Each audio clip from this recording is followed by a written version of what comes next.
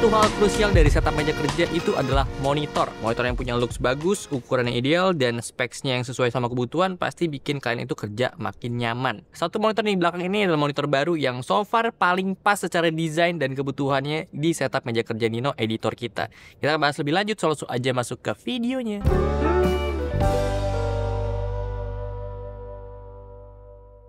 Halo semuanya, gue Okto, balik lagi channel Tech Manis. Ini monitor yang punya desain bagus banget. First impression gue sama monitor ini tuh salfok sama bagian sejenis soundbar di bezel bawah monitornya. Somehow gue ngerasa dagu yang tebel ini tuh jadi bikin lebih bagus gitu monitor dibanding yang 4 sisinya itu bezel semua. Dan ini memang dalamnya itu adalah speaker.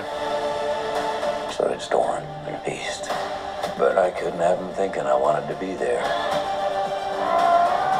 Jadi secara looks, khususnya untuk di bezel bawahnya, gue suka banget. Belakangnya juga dari monitor itu nggak heboh, nggak kayak monitor gaming kebanyakan. Kakinya aja sih yang gede banget, dan dia tuh bentuknya V, jadi nggak mungkin cukup kalau misalnya di setup ini tuh pakai dash shelf. So kita harus manfaatin dia punya VESA mount di 100x100 mm. So ini monitor ultra wide curve 34 inch punyanya Acer, tipenya Acer Predator X34 mini LED. Monitor gaming jujur kita pakai justru lebih kebanyakan untuk kerja sih ya, dan emang nyaman banget. Portability juga lengkap banget, ada satu USB-C support display dan power delivery 90 watt. Jadi kalau misalnya kalian pakai setup laptop, tentunya ini akan kepake banget. 90 watt itu udah cukup untuk nyalain dan bikin daya laptop itu nggak turun, dan sekaligus juga itu bisa jadi display.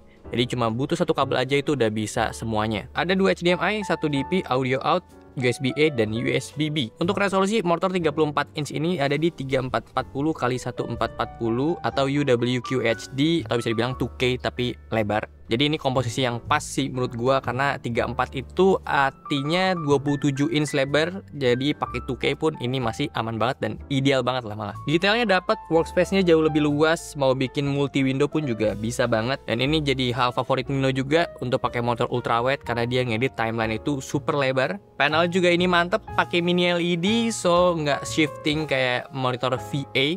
Jadi warnanya kalau misalnya kita lihat dari kanan kiri pun itu masih oke banget. Hitamnya juga pekat dan warna itu vibrance, keluar banget ya, pop banget warna-warnanya. Kontrasnya itu bisa sampai 1.500.000 banding 1 dan 1000 nits karena ada fitur HDR 1000-nya juga. Secara warna bawaan, akurasi warna sRGB-nya dia itu ada di 3,41 delta I dengan akurasi warna putih di 4,6 delta I. CCTV-nya juga masih kebiruan di 6033 Kelvin. Yang harus diperhatiin, by default monitor ini tuh brightness-nya ada di 100 nits. Jadi memang kita harus nyalain ada opsi maximum brightness di OSD-nya untuk bisa dapetin brightness lebih tinggi. Untuk settingan terbaiknya dia tanpa harus kita kalibrasi repot-repot, itu bisa pakai preset standar dan pilih color space-nya itu di sRGB. Untuk di preset sRGB ini kita dapat rata-rata warna itu di 1,63 delta I dengan warna putihnya itu di 5,21, nggak terlalu akurat karena CCTV-nya dia kalau kita lihat itu ada di 6235 Kelvin. So gue langsung kalibrasi dengan settingan OSD yang kalian bisa lihat kayak gini, dan kalibrasi ini kita dapetin target di sRGB itu rata-rata warna di 0,42 dengan warna putih di 0,09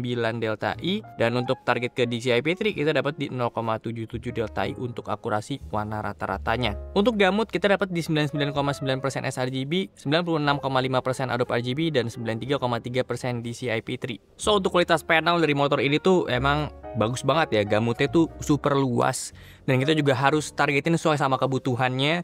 Di sini untuk kebutuhan Tech Manis kan ngedit video yang diupload di sosial media, so sRGB itu lebih penting ya menurut kita.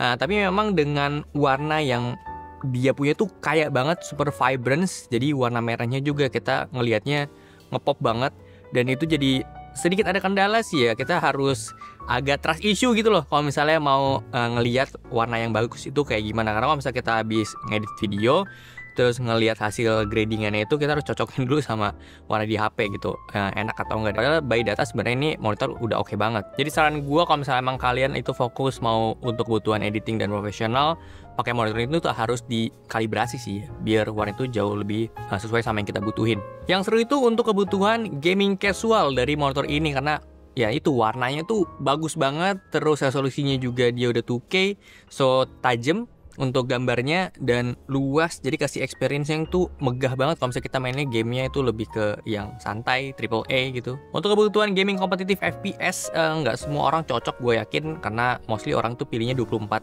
inch aja. Untuk Nino pribadi juga nggak pernah dia pakai monitor ultrawide sebelumnya untuk main game. Apex ya, game yang kita mainin. Tapi lama-lama juga terbiasa juga sih ya Nino, emang jago aja deh, kayak emang skillnya itu bagus gitu. Soalnya secara specs monitor gaming ini untuk kebutuhan kompetitif game itu udah cukup banget di 180 Hz untuk refresh rate-nya dia, dan response time dia itu bisa sampai di 0,01 milisecond. Dan gue lihat memang ketika tes pakai UFO test itu jauh lebih bagus, lebih rapet dibanding monitor yang gue punya. So memang kalau misalnya gue bandingin langsung antara monitor si Acer yang XZ30CX yang gue punya sama Acer Predator ini, ya beda sih ya, panelnya juga beda. Jadi secara kualitas gambar yang dihasilkan tuh beda jauh. Dan experience game 200 Hz sama 180 Hz itu menurut gue nggak terlalu signifikan sih ya. Tapi gue ngeliat di monitor yang Predator ini tuh lebih mantep aja gitu untuk blurnya. Dan kalau dibandingin keduanya, secara warna bawaan juga X34 ini lebih bagus dibanding yang 30 inch gue punya. So memang dari motor ini gue suka itu pertama dari desainnya, dia bagus banget dan ukuran juga pas banget di meja Nino. Ada bezel bawahnya itu jadi kelihatan makin elegan, ngasilin warna panel yang pop juga. Itu akan ngeliatin kalau misalnya si setup kerjanya itu nyaman aja gitu buat kerja, warnanya tuh enak dilihat di mata. Tapi dengan catatan memang kalau misalnya tadi ya, untuk kebutuhan editing profesional ya kalian harus adjust lagi, dan benar-benar kalian harus lihat sesuaiin sama kebutuhan gamut mana yang mau ditargetin. Udah ada port Type-C 90 watt juga, menurut gue itu udah sangat penting di zaman sekarang ya. Laptop-laptop itu udah pada pakai Type-C, dan Type-C itu mostly udah support display sama power delivery juga. Jadi satu kabel aja udah cukup banget. Untuk dapetin monitor sebagus ini desainnya dan panel mini LED-nya, kita nggak bisa keluarin uang yang sedikit.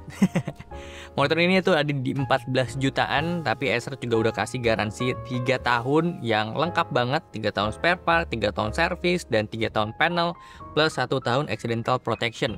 Jadi selama 1 tahun kalau amit-amit jatuh, kesiram, bisa diganti. So segitu aja untuk video kali ini. Thank you banget yang udah nonton. Kalau suka boleh like, share, dan subscribe. Gue sampai jumpa di video selanjutnya. Terima kasih. Mantep.